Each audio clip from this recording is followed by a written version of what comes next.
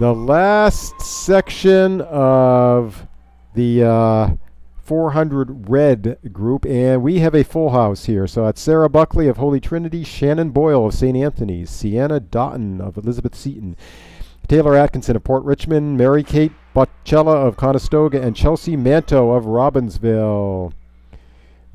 Out in lanes 4 and 6 look good at this point. That'd be Taylor Atkinson in 4 and Chelsea Manto in 6.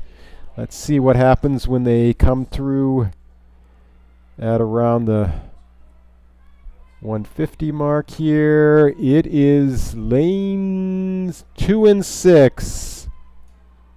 Chelsea Manto and Shannon Boyle are battling. Can't really tell which one's in the lead at this point. Boyle and Manto.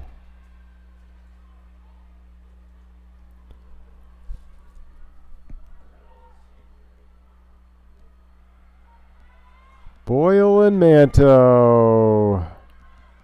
Shannon Boyle on the lead.